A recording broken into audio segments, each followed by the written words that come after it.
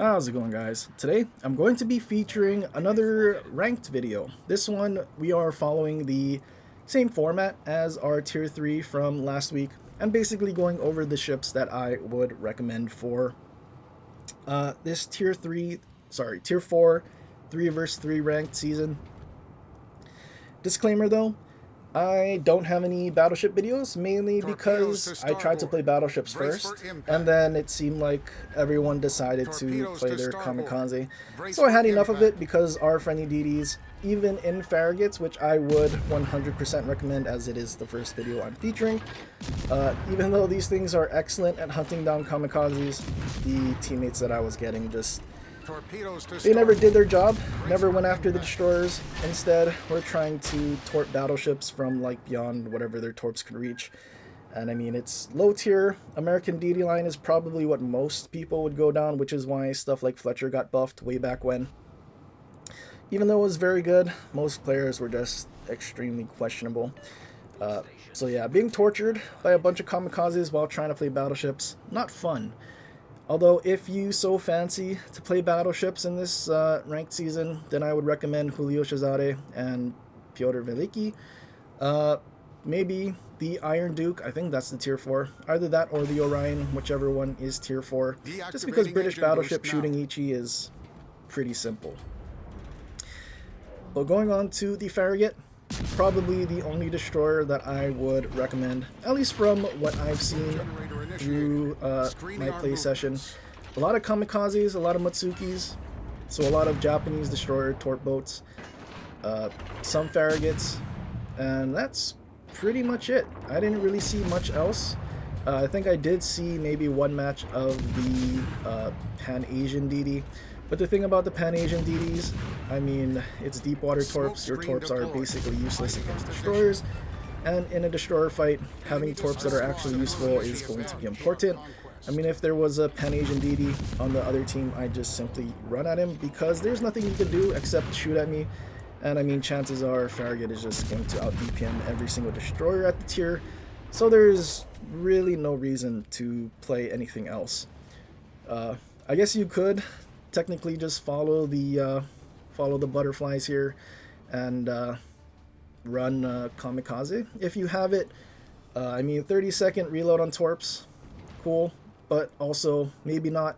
There's quite a bit of, I want to say 2 cruiser, 1 destroyer matches, and I think you're going to see throughout all of these matches there were quite a few of them, and for whatever reason that was just the most common matchmaking that I ended up having. Could be different for you. I mean, if you get a lot of battleships, then maybe, or whatever time you play during the day and you get a lot of battleships, then maybe playing kamikaze might be more worth over playing Farragut. But again, as a destroyer, you should still very much do your job, because if you let another kamikaze just torture your team while you're trying to torture the enemy team but failing, then it's just simply going to be a loss. One of the downsides of the Farragut, very much like the Clemson, is the short torpedo range. And with the build I'm using, our torp range is actually shorter than our detection. I'm not using Bay as an inspiration on this build. I was just too lazy to switch it for ranked. And I thought 5.5 kilometers was good enough for the Farragut. But maybe we should have taken a concealment inspiration, just so we can have a little more comfortable torp angles. Or not angles, but torp range compared to our concealment. But honestly, not the biggest issue in the world. I mean, most of the time, you're not really going to be YOLOing things full HP. At least not at the start of the match. And I mean, as long as you do your job, you're going to be able to smoke up and farm or do things with your guns. I mean, enemy Derflinger kind of really focused on our Emerald that's like right next to him. And Derflinger secondaries, not really that scary. I'm like 80% sure the 88mm guns on the Derflinger don't actually pen destroyers, because it doesn't actually have quarter pen, which is kind of interesting. And then it's stuck with the 1/6 pen. Actually, let's do some math right now. I think destroyers at this tier have 13mm of armor. Let's see, 80 divided by 6, 14.6. Okay, I stand corrected. They can pen destroyers, but I mean, Derflinger doesn't actually have that many secondaries to begin with. So yeah, not that scary. I guess it's actually the higher tier destroyers, the tier 5s, that your 88s actually shatter because you don't have quarter pen. Our squad has seized the advantage. Yeah. Emerald ends up taking out the Durflinger, but does end up dying, kind of leaving us alone with the enemy Japanese cruiser there. Although it's not really the end of the world. At these low tiers, cruisers have very thin armor, so even destroyer HE can pen the hull and deal damage. Similar to how at lower tiers, I mean even tier 3 destroyers can pen tier 3 battleships with its HE, which is kind of crazy to think about, especially when you get to higher tiers, and destroyers can't really do that except for maybe the Germans, and I guess technically Gdansk as well. But yeah, these cruisers being able to deal damage to, destroyers being able to deal damage to cruisers does make all the difference. Farragut having good DPM. I mean, we're not really that scared of trying to kite away from this Agano here. Agano turning in to dodge our torps. I don't know if he had sonar or not, but he turned perfectly for our last torpedo of the spread. Eats it, and well, we end up securing a win for our team. But yeah, Farragut, definitely the #1 pick. I mean, I don't know what else I would recommend really. Another, I guess, video, short one, just to feature, I guess, like the main objective, and that's to fight the enemy destroyer first if you can. And well, I guess we're kind of lucky in this match where the enemy team isn't actually shooting at me except the Farragut. I think the enemy Kirov was a little too focused on trying to citadel our cruisers. And I mean, I'm not really sure what that no camo Omaha was doing. But we get rid of the DD, and that basically frees us up to just simply sit and smoke and farm. I mean, our friendly cruisers, now that there's no DD, are a little more brave, so they're going to push in and actually spot these cruisers. So really, there's nothing to really worry about after you get rid of the destroyer. But again, if you decide to dilly-dally, not go after a destroyer, especially if it's a kamikaze, and you let them torture your team, then basically what's happening to the red team would be your team instead. So try to do your best in destroyers and do your job, PTFO, and well, everything will work out just alright. Farragut would recommend Halsey. Any sort of way to hunt enemy DDs. I guess if you're super uncomfortable with the Farragut torp range. No, what am I saying? I don't recommend Gleaves. Don't use Gleaves and Torpedo Safari, not worth. Just go with full main gun DPM if you can. I did decide to go with Perceptive here. Probably could have gone Twist and Track. Turret Reverse isn't as fast as the Gearing and Fletcher. But also, I mean, 1,000 cuts, but kind of knowing where the enemy kamikaze is kind of important, which is why I decided to go with Perceptive instead of the 8% reload, but that could have also been a very good skill. Moving on to cruisers, I mentioned in the tier 3 when we were playing the Dougie, it's super thin armor, nothing is really going to citadel you, and that's exactly the same case for the Emile. This thing is 13 millimeters of armor pretty much everywhere, including the Citadel.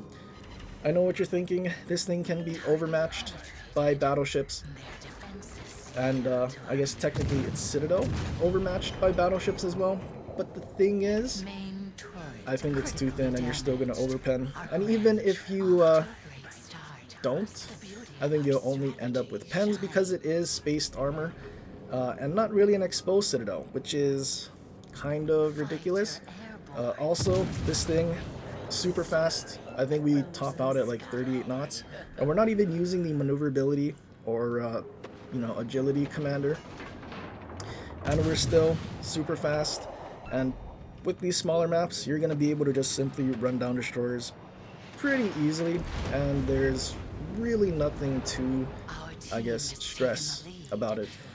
Emile's AP, I mean, you saw with that Emerald, is just absolutely nasty.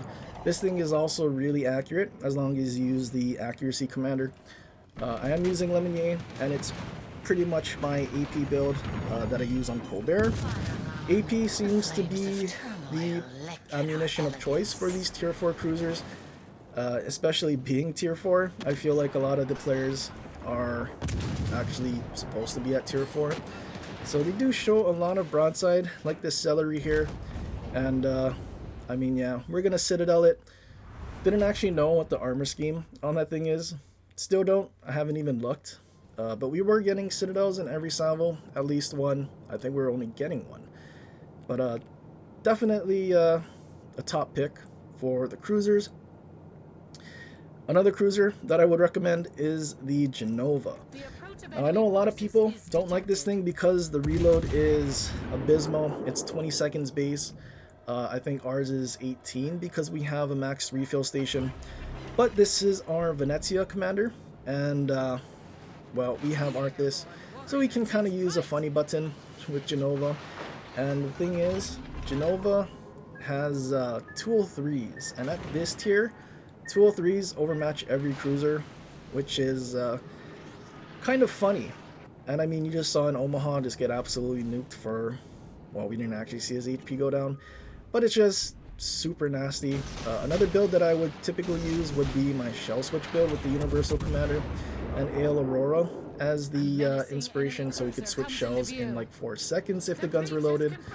I mean, mainly because, I mean, in a situation like this, it would have been really nice to have sap loaded for the enemy Farragut, instead of having to shoot AP and then waiting for a whole 18 seconds of reload.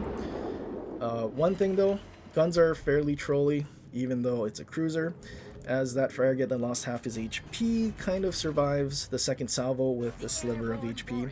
Maybe if our front gun didn't hit the island, maybe he goes down.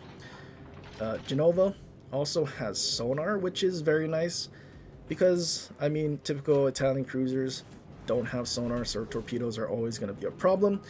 If we didn't have sonar, those Omaha torps definitely wouldn't get spotted. Agano trying to run us down, but we can overmatch Agano bow, so we're just going to keep shooting AP. Surprisingly, we got a couple of overpens. Not sure where those hit, but it's not the end of the world. Torpedoes on Genova, you have 4 on each side, great torp angles, and also a pretty good torp reload as well, so you can kind of just kite away from any sort of actual danger and just keep wiggling your ship and launching torps from both sides. Enemy Omaha, sitting flat broadside. I mean, even Omaha's broadside will arm this 203, even though that thing is super thin. Farragut gets spotted. I decide to try and take a pot shot, probably under lead here. But yeah, Genova, just one of those ships that can do some funny things. Also, take note, another 2 cruiser, 1 destroyer match, and it's not divisions either. So I'm not really sure. Maybe we were just lucky with matchmaking. But if you're going to decide to play a cruiser, just remember, for these 3v3 ranked matches, teams are always going to be mirrored, so you're going to force a cruiser to be in your match. So it's always good to try and use a cruiser that's, well, going to be above the other cruisers and can absolutely dumpster the enemy team. One thing to be careful of though, if you're going to use these 203 cruisers, this and the Furutaka, Japanese cruisers, for whatever reason, seem to never want to be citadeled, even if they're flat broadside, at least if you're too close. I mean, at this point, he's giving a fair bit of angle, so our shells could actually pen. But if he's flat broadside, very much like the French, you're not going to really do anything. Enemy Farragut basically just runs all the way to the border, and then ends up dying on the border. Unfortunately, we thought he was going to run to the bottom right and maybe we could cut him off and find him, but he just ran straight away and smoked up on the border. And, well, the rest is history. Now, the build that I would recommend, I mean, it is the same build that I use on Venezia. Just go with as much accuracy as you can. If you don't have Arthas, I mean, maybe Gunther Lutyens, or maybe a Concealment Inspiration. If you don't have Scharnhorst, you can always use Norman Scott for more accuracy as well. The next cruiser, there's actually a lot of cruisers that I would recommend at these tiers, just because, I don't know, it seems like a lot of the cruisers at these tiers are just really good for cruiser versus cruiser fights. Again, another 2 cruiser, 1 destroyer match. Enemy Kamikaze, again, the destroyer that I seen a lot on the other team.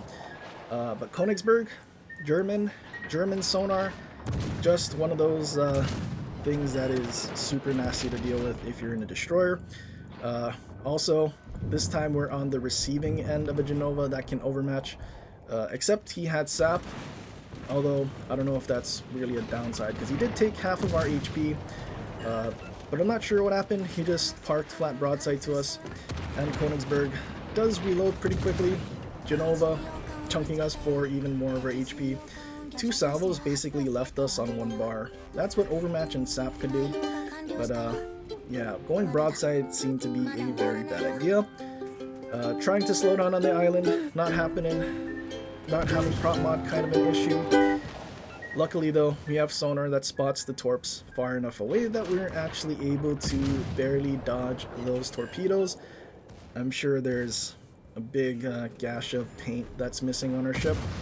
But yeah, Kamikaze can't run away now. Yeah, Konigsberg, I think was another one of the crew. I think you're gonna see a trend. All the cruisers that we're using are the ones that you probably seen in Tier 4 Arena, and were the ones that the sweats were using. Basically everything that is good with AP, and well, good at hunting enemy destroyers. Not really sure what the build is here. I mean, I guess it might be my Mites build. I also didn't have refill station, which probably would have been a lot more useful than fully packed, because we literally used the 1 sonar for the entire duration of the match. So yeah, more reload definitely would have been better. This next ship, I don't think should really be a surprise. Furutaka. This thing has some pretty ridiculous armor. It has a 25mm casemate and a 76mm exposed citadel. So as long as you're angled, there's not a single battleship at Tier 4 that can overmatch your casemate. You can overmatch your bow, but the thing is the citadel is pretty far behind where the casemate extends to. So there's very little chance for any battleships to citadel you through the bow. And I mean, as long as you're angled, the most they're going to do is get some pens, maybe some overpens. Furutaka also has some pretty good torp angles. I mean, it's not the best, but at least you are able to actually torp forward in a Japanese cruiser. Kirov, not sure why he didn't decide to shoot some AP there, but he ends up going down in a drive-by. Julio Shizade shot us with AP, and you kind of saw what happens. I mean, you got 2 bars of damage, which wasn't that bad. Trying to launch torps here, but I don't know, I was clicking right trigger so much and it just didn't want to launch. Something on Wargaming in there, kind of unfortunate because we had to wait like a good 10 seconds for our torpedoes to actually launch, and that just gave the enemy Julio Shizade another chance to shoot at us. But we survive with 1000 HP, and I mean, being able to survive battleships at this tier in a cruiser and just basically run at them is one of those things that is, I guess, why the Furutaka is so good. And we didn't even have to mention the fact that this thing overmatches cruisers as well, because it is 203s. Imagine if they gave the Furutaka the twin gun turrets. It basically is Aoba at tier 4 with its upgraded turret layout, but we don't get that. But I mean, we really don't need it. Enemy T-22 was basically just off in the boonies, back-capped one of the objectives, and well, goes down without really shooting his guns at me. I think he got like 1 salvo, but he shattered our 25. What's really unfortunate is the fact that him capping the 1 objective saved his star compared to his teammates that pushed in and actually tried to play the game. Sort of a handicap for destroyers, if I'm being honest. Was never really a fan of how destroyers got a lot more XP and ranked simply by capturing an objective. And more often than not, that definitely saved their star. Another cruiser that you definitely saw in Arena at Tier 4 a lot, the Kirov. This thing's AP, I mean, even though it's in the light cruiser line, this thing is very much a heavy cruiser. 180s at Tier 4, I mean, is just ridiculously nasty. Omaha, showing a lot of broadside. learned his lesson. He does try to angle in, but the thing is, Omaha is overmatched by every single one of the cruisers at the tier, and you can be Citadel through the bow. So I mean, unless you're trying to grind through the Omaha line, I don't really recommend it. There's not really a lot of room to try to kite around, which I guess could give you a little more damage and extend the survivability of Omahas, but the thing is, yeah, not really worth, because more often than not, map is too small and you're just going to explode most of the time. Because I mean, if you really went to the back of the map, let's say that Omaha decided to kite, I mean, while his teammates are pushing in, they're dying, he's not. And, well, not much the enemy team can do. Kotovsky, I don't know how he's getting away with this. I guess he's flat broadside, shell velocity too high. I would have thought these 180s would easily Citadel Kotovsky. Granted, we didn't have Kotovsky during Arena. I think we haven't had Arena in a very long time. And I don't recall if we had Arena at tier 4 at the point where we had some of these cruisers. Although Kotovsky trying to run away, showing a little more broadside, but also giving enough angle for our shells to arm. We finally Citadel him and finish him off. And yeah, I mean, you could just play really aggressively in these cruisers. Enemy ARP Haruna charging in, and I mean, he's just sailing in a straight line. Unfortunately, the map saved them. Torps that were very far from the island. No indication that there's something underwater that's gonna block your torp, but your, torpedo gets hit by the island. So we only get to land 2 on the Arpruna. Super unfortunate. Although, in hindsight here, I do keep AP loaded a little too long. Probably could have switched to HE, but I was also kind of expecting our battleship to just be like charging in, but he went behind an island, and I was, kind of hoping this Haruna would die much sooner. He's also been shooting HE the entire time, so it's, there's really nothing to worry about. Although, I think this thing is basically a shore's hull. So, HE can actually in-cap your engine, which does kind of suck. But luckily for us, we don't really have to worry about it much longer. We DCP our engine and just simply start sailing away. This Arpruna actually has a secondary build, but we tried that in standard, and I do have to say that secondary build on the Arpruna was pretty tragic. So I think he's learning his lesson there about the Arpruna and secondary build not being so great. But another cruiser that we recommend for this ranked, and another 2 destroyer. Oh no, it was a 2 cruiser 1 battleship. But most of these matches have been 2 cruisers, and while playing a cruiser, that is ideal, and really what you're looking for. With the Kirov though, that pretty much finishes off all of these ships that I would recommend in ranked for this tier 4 3 vs 3. Obviously, if you're not getting the same matchmaking that I did, which there was a ton of cruisers that at this tier, armor not the best, then you can punish broadsides pretty well. If you're being unlucky and you're playing a cruiser and then finding 2 battleship matches mostly, then obviously you can try and mix it up, go with a destroyer or something. And like I said, I was kind of lucky to get, this many 2 cruiser matches. But then again, at this tier, most people don't really know what they're doing. Kind of like that Furutaka that just simply parked flat broadside for us to absolutely farm. And you can more often than not just take advantage of most people not knowing what they're doing, because this is a inclusive ranked season rather than exclusive, thinking people are gonna know what they're doing at this point. But yeah, Furutaka, probably #1 cruiser, followed by Emile.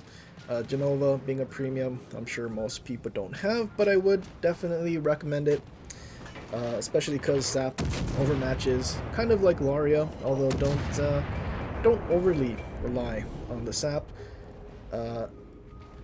But yeah, Kirov, Konigsberg, all very good. Farragut, again, probably the best destroyer to hunt down enemy destroyers, especially because they're probably going to be kamikazes. And I mean, best thing to do is get rid of one of those as soon as you possibly can, just so your team has a better chance, rather than having a destroyer that's never going to get spotted, torturing your team, just torping them every 6 seconds. With torpedoes, that's going to death strike them with like 2 or 3 hits. And then battleships, unfortunately, I just didn't feel like playing them after the suffering that we had, because again, kamikazes were allowed to torture. But yeah, Julio Cesare, Pyotr Veliki, 100% go to those. Everything else I feel like might be too slow or not good enough to compete with at least the Julio Cesares, which I did see a lot of. That's pretty much it for this one. I hope you guys enjoyed. If you did, leave a like and subscribe for more, and share with your friends, or leave a comment down below for other ships you want to see in the future. But anyway guys, till next time, aloha.